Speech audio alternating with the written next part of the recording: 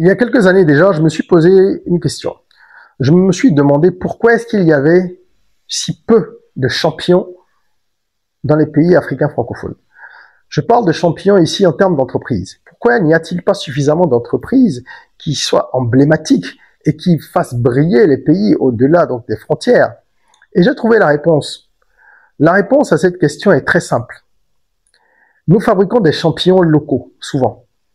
Et ça, c'est un frein véritable à la croissance des entreprises, mais évidemment par ricochet à la croissance des États et à l'écosystème en général qui ne crée pas des champions susceptibles d'inspirer suffisamment les plus jeunes ou ceux qui ont envie de se lancer en entrepreneuriat.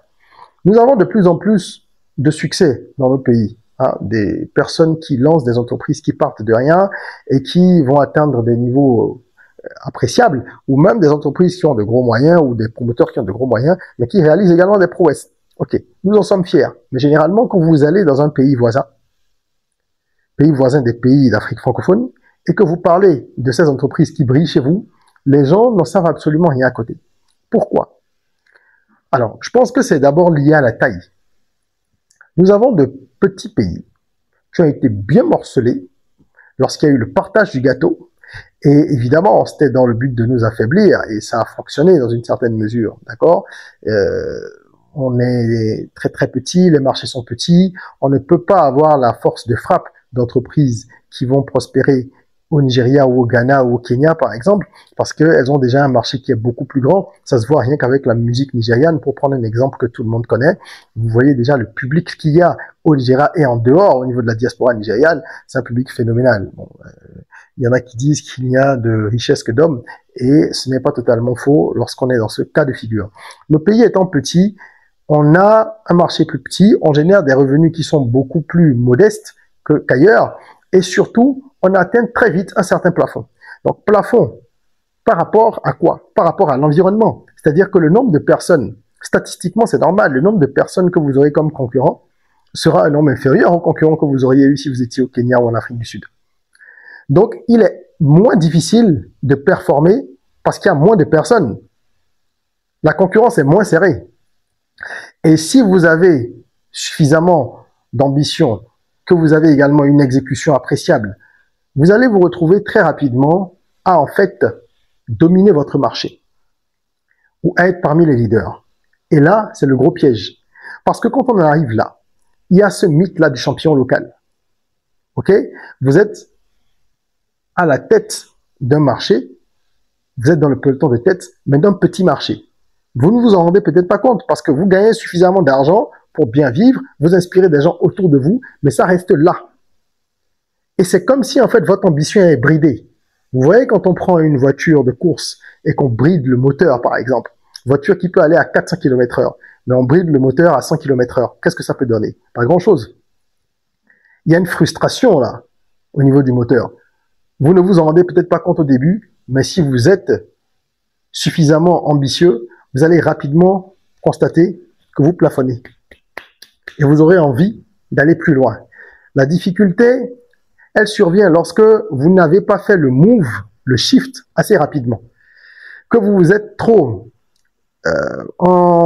laissé dans cette situation-là, vous vous êtes vautré. C'est le terme exact que je cherchais. Quand vous vous êtes trop vautré dans cette situation, vous avez du mal après à rebondir parce que c'est le confort et c'est ça le piège du confort. Le piège du confort, c'est ça.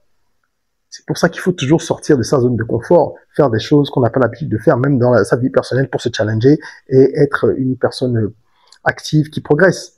Sinon, on est dans le confort, on est dans son petit cocon et puis on se dit, ouais, tout va bien. En effet, les choses vont correctement. Mais vous ne pourrez pas aller plus loin parce que le jour où vous allez vouloir retourner dans la bataille, ça va être difficile. Quand on est resté dans un hôtel 4 étoiles pendant 6 mois et qu'un jour on doit aller dans la jungle, évidemment, c'est plus compliqué. On n'a plus la même réflexe, on n'a plus la même niaque, on n'a pas la même ardeur au travail. Et en plus, si vous parvenez à vous motiver en vous disant, bon allez, maintenant je vais aller à l'assaut de notre marché. Mais comme vous l'avez pas fait tôt, comme je le disais, vous arriverez ailleurs et vous verrez que, en fait, les gens ici, ils sont 2, 3, 4 fois plus loin. Oui. Vous étiez le plus fort chez vous. C'est l'histoire du premier des derniers, pour caricaturer. Mais sur le nouveau marché, vous n'êtes pas le premier, vous n'avez pas les mêmes moyens, vous n'avez pas la même vision. Peut-être que les gens sont 5 ans, 10 ans en avance. Alors, quelles sont les solutions? Je pense que tous les entrepreneurs d'Afrique francophone devraient voyager plus souvent. Même s'il s'agit d'aller juste dans les pays limitrophes, on doit voyager plus souvent pour voir ce qui se passe ailleurs et être conscient que nos marchés restent nos marchés, qu'il y a ailleurs des personnes bien plus fortes que nous, qu'il y a des personnes bien plus challengeantes que celles qu'on a dans nos environnements immédiats, et qu'il faut donc redoubler d'ardeur. Donc voyager, c'est important. Ça va déjà vous inspirer, vous donner même des idées sur votre business, voir comment les autres font. Ça va vous ouvrir l'esprit de façon générale en tant qu'être humain, d'accord, et être de culture, mais ça va vraiment vous aider dans votre business aussi à vous repositionner. Donc si vous pouvez dès le départ, c'est surtout ça qui compte, dès que vous vous lancez dans l'entrepreneuriat, si vous pouvez prendre l'habitude de voyager ne serait-ce qu'une fois par an, même si votre business ne vous amène pas à bouger, bougez vous-même. Nous ne sommes pas des arbres, comme j'aime bien dire. On doit bouger pour fleurir. Donc bougez, allez voir ce qui se passe ailleurs. Et vous verrez que le champion local, c'est un mythe qui doit tomber, que vous devez faire tomber pour aller beaucoup plus loin. Donc voyager, voyager, voyager, c'est très, très, très important. Ça va vous faire beaucoup de bien. Et la seconde solution, qui pour moi est indispensable aussi, c'est rêver grand, avoir des ambitions très élevées. Rêver grand, ça n'a pas de prix et ça coûte 0 franc. C'est une phrase que je répète souvent.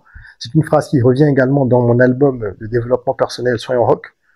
Pour ceux qui aiment le hip-hop, je vous invite à cliquer sur le lien dans la description pour aller streamer l'album Soyons Rock. C'est de la musique urbaine, mais tous les thèmes en fait sont des thèmes de développement personnel. C'est un véritable cocktail de motivation pour l'esprit et je vous suggère d'adopter ça en cure matinale, 30 minutes juste pour écouter l'album de bout en bout, et j'ai des retours de nombreuses personnes qui disent que ça change complètement leur journée. Donc voilà pourquoi il faut rêver grand. Il faut rêver grand parce que si vos ambitions sont très élevées, vous n'allez pas vous laisser limiter très vite par les succès que vous aurez autour de vous. Oui, ces succès-là qu'il y a dans votre environnement sont importants. Il faut célébrer chaque petit pas, mais il faut le célébrer en restant lucide et en sachant que la victoire elle est très loin de là où vous êtes. Il faut gagner déjà sur ce marché, mais il faut rapidement aller ailleurs. Et parfois, la victoire vient même d'un autre marché. Donc, il ne faut pas seulement se concentrer sur le marché le plus évident, le plus direct sur lequel on est, sur lequel on commence. Il faut explorer toutes les possibilités sans se disperser. Donc, avoir un vrai plan et pouvoir avancer selon les opportunités, savoir les saisir. Peut-être qu'ailleurs, vous aurez beaucoup plus d'ouverture en fonction de ce que vous proposez. C'est à vous de bien creuser pour comprendre les choses. J'espère que cette vidéo aura été utile. Il est important qu'on puisse fabriquer de vrais champions chez nous. Et pour ça, il faut comprendre que nous sommes quelque peu limités et remédier à cela en rêvant grand, en voyageant, en adoptant les stratégies qu'il faut. Évidemment, après, il faut aller mobiliser du financement quand on veut aller plus loin. Ça, c'est vraiment d'autres débats, mais il faut déjà prendre conscience de la chose et après, ça va suivre s'il y a l'ambition et s'il y a de la valeur dans ce que vous proposez, s'il y a de la qualité, s'il y a de la motivation. Voilà, j'espère que cette vidéo aura été utile pour vous et qu'elle aura ouvert les yeux à un certain nombre de personnes. Mettez-nous un like, ça nous encourage à continuer à produire du contenu propulsif pour vous. Et en attendant qu'on se retrouve pour une nouvelle vidéo, n'oubliez pas, prenez soin de vous, de votre corps, mais aussi et surtout de votre mind. Rêvons, osons, créons, soyons rock.